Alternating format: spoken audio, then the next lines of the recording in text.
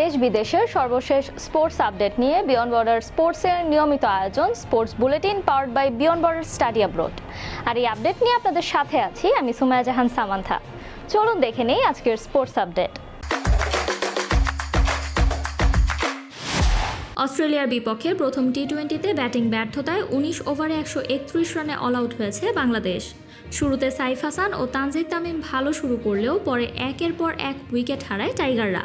শেষ দিকে শেখ মেহেদীর ২৯ রানের লড়াইয়ে অল আউট হয় বাংলাদেশ।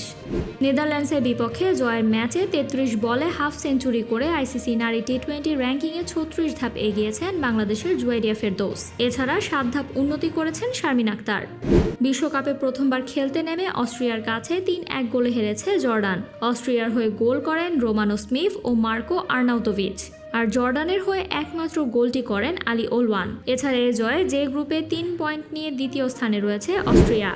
বিশ্বকাপে নিজেদের প্রথম ম্যাচে আলজেরিয়ার বিপক্ষে হ্যাট্রিক করে বিশ্বকাপের প্রথম হ্যাট্রিকের কীর্তি করেছেন লিওনেল মেসি। এই গোলের মাধ্যমে বিশ্বকাপে নিজের গোল সংখ্যা ১৬তে উন্নীত করেন তিনি। সৌদি আরবের পতাকায় কালেমা লেখা থাকায় বিশ্বকাপে দেশটির পতাকাকে মাটিতে নামানো হয়নি। সৌদি আরবের অনুরোধে এই নিয়মকে সম্মান জানিয়ে পতাকা উঁচু করে রাখে ফিফা, যার কারণে বাহবাও পাচ্ছে ফিফা।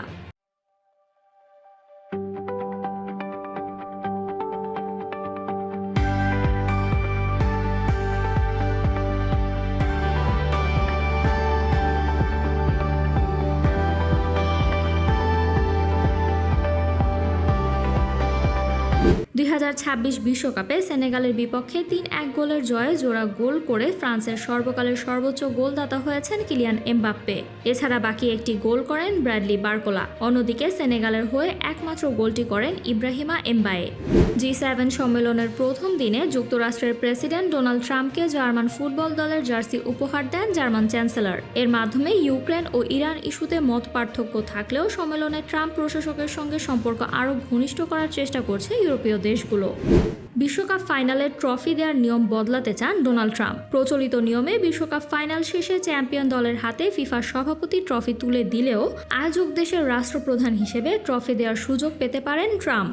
২০২৬ বিশ্বকাপে ২৮ বছর পর ফিরে দারুণ শুরু করেছে নরওয়ে। আর্লিং হল্যান্ডের জোড়া গোলে ইরাককে ৪-১ ব্যবধানে হারিয়েছে তারা। ম্যাচে নরওয়ের হয়ে ২টি গোল করেন আর্লিং হল্যান্ড। আর এই হারের মাধ্যমে এবারের বিশ্বকাপে এশিয়ার প্রথম পরাজিত দল হলো ইরাক। চলতি বিশ্বকাপ শেষেই পর্তুগালের সঙ্গে পথ চলার ইতি টানতে পারেন প্রধান কোচ রবার্তো মার্টিনেজ। এই বিশ্বকাপই হতে পারে পর্তুগালের কোচ হিসেবে তার শেষ টুর্নামেন্ট, এমনটাই ইঙ্গিত দিয়েছেন তিনি। এই ছিল আমার হাতে থাকা সর্বশেষ স্পোর্টস আপডেট। এছাড়া আমাদের সাপ্তাহিক cricket analysis show the analyst angle এবং football show the football insight দেখার আমন্ত্রণ জানিয়ে বিদায় নিচ্ছি আমি সামান্থা। আরও আপডেট পেতে সাবস্ক্রাইব করুন আমাদের ইউটিউব চ্যানেল এবং ক্লিক করুন বেল আইকন। ফলো করুন টিকটক ও ফেসবুক পেজে।